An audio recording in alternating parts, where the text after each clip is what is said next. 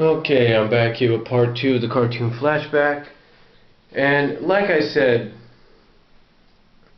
Underdog did get attention in media. He got reran in syndication and everything, even after the 70s. Believe me, I know. Believe me, I should know, because I remember back in the 80s and the 90s, growing up as a kid, I would wake up around 6 or 7 or 8 in the morning, and I would watch Underdog I would see Underdog in the morning. And the one thing that always got me, even though I watched it on occasions, the one thing that always got me though was the beginning. They had several intros, like the first season, second season, third season, and whatever. And what got me was they had this one intro with this monster just walking by, and that used to scare the heck out of me. I think you all know what I'm talking about.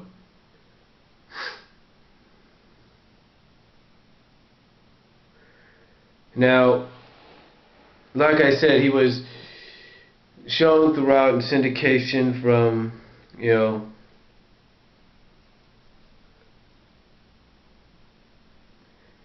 was seen in syndication from every now and then throughout the 90s and in the 80s and stuff like that. So he was shown on Nickelodeon, he was shown in syndication, so he had his run. He even had, like I said, a balloon in the Macy's Thanksgiving Day Parade. Matter of fact, if you could look there, that's the balloon.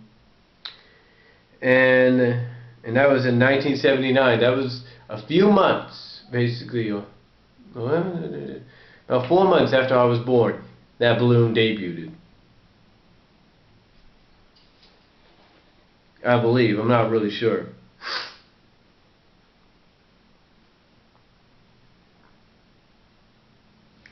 Now,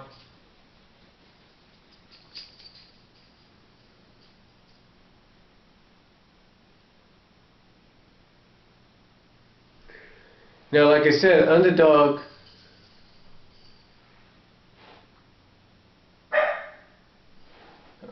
basically has...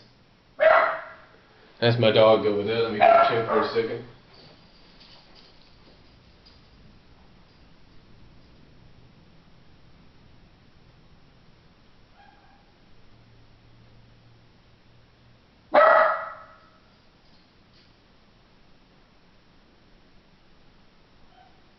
Hold on, people. I'm sorry, she's just doing her job, so... Anyway, Underdog has been seen in all sorts of media, not just, in his cartoon and all that. But he's also been seen not just at the parade either. He's been seen everywhere, basically. In fact, if you watch some of the Off the Rope Show episodes of that are here on YouTube, you'll see that the Schleg Daddy himself wears an Underdog t-shirt. Now, like I said, he's been in all kinds of media. And like I mentioned here, he's had DVD releases as well. As a matter of fact, 2007, 18 episodes were released. I think 18 episodes were released, and 18 episodes altogether were released, from what I understand. And that's what it says here on Wikipedia. I think there was one more, so that might have made it.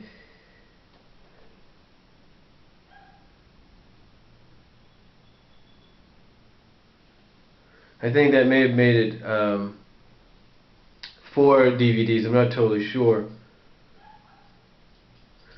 I'm not really sure. I think it was 3 to 4 DVD sets that they, like these that they brought out. I could be wrong, but they brought it out, and it's, from what I understand, it sold pretty well. And this was all due to the fact that the Underdog live-action movie was coming out around that same year.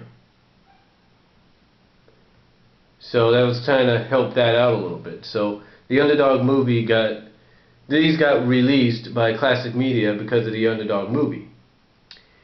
Now, is there a chance that he'll be coming to DVD again? Well, like I said at the beginning of part 1, yes, there is going to be a huge chance, because according to the news, February 21st is the date Shout Factory and Classic Media will be releasing a 10-disc, that's right, 10-disc complete series containing new bonus materials, including commentaries, and maybe more. And then according to Shout Factory, they are rebuilding the shows to the original television airing as best as they can. In other words, the best that they can is they're going to be rebuilding it to the point that it'll be looking like it's fresh and it's new, I guess, or something like that. Doing the best that they can. Now, that's exciting. Now, like I said, these individual DVDs, though, they contain the 18 episodes that they did individually, 6 each, were released due to the Underdog movie coming out in 2007. Now, the movie, I understand, did okay at the box office. Some people liked it, some didn't. Now, I can understand that the reason some people didn't like it is because it didn't really stay faithful enough to the cartoon. But then again, I can understand why other people liked it, because it kind of made it seem more It was more, they liked it because the people that did like it was because it was more, suited, more remade for modern times. Like, okay, what would happen if a real dog if that was to happen to a real dog? They wanted to modernize it. And again, I understand that some people didn't like that because it kind of didn't stay true to the original design of the characters. Now, again, like I said, Underdog didn't just appear in cartoons or even movies either. He didn't. As a matter of fact, he also appeared in comics. Now, I know I have a Gold Key comic of Underdog somewhere. I just wasn't able to dig it out, but most of these are kind of like reprints as well. This is one of them. Here's one that you can look at in 3D, even comes with the 3D glasses. Came out when Red Heat was coming out in theaters, and that was in 3D. It's pretty cool. And then here you have another one, which is the premiere issue, and these were done by Spotlight Comics. So, yeah, Underdog definitely has been around in other kinds of media, as you could see. And like I said, I think I have another comic somewhere. I just got to dig it out eventually. And then, of course, we have this. This was released by exclusive premiere, and it's a series. Basically, it's got 2 other sets, or 3 other sets. The set I have here is the Sweet Polly Purebred Underdog set. I think I got this at a comic shop in Lawrence, Kansas. It wasn't a comic shop that I was always going to. It was a comic shop that a friend of mine that I worked with at Walmart knew of, and he kind of worked at it occasions, and I think he currently works at. Hey Thomas, if you can hear me, if you see this. But yeah, this was made back then. I have not opened it yet, nor do I feel like opening it because it's a collector's item.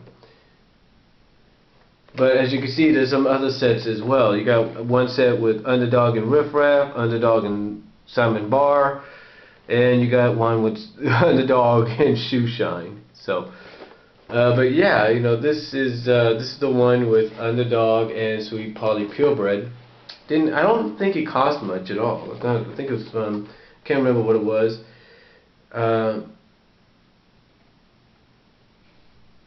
So yeah, it's actually pretty. It was actually pretty cool to get this, So there you go, right there. That was pretty cool to get, and that's just another portion of how much he's been around, how much of a cultural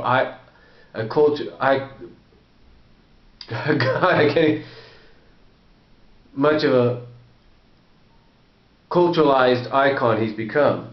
And then, of course, like I showed you earlier in part 1 in the first video, we have what's known as the plushies that were released. I got these off eBay, I think, for a good price. So that was pretty cool. And I think these were made and released due to the fact that the movie was coming out too. But overall, Underdog is a very good show once you get to watch it. Now, if you're not a fan of the other segments like the Tennessee Tuxedo, Go Go Gophers, World of Commander McBragg, and all those, then I'll tell you this: when the set comes out, and if you decide to get it, and I will get it, I'm going to get my copy. I'll tell you this: if you don't want to watch those sets, I don't want to watch them. I'm pretty sure they're going to give you the option of, just like these did, of just going right to the Underdog cartoons and being done with it. So, but anyway, Underdog, what more can you say about it? It is a show that I think everybody has grown to love and will continue to love. And I guarantee when the series gets released as a 10-disc set in February, in 3 months, February 21st, people are going to like it even more. And that's all I have to say. Thank you for watching this two-part episode, or this two-part episode of the Cartoon Flashback, focus being on Underdog. Have a good day.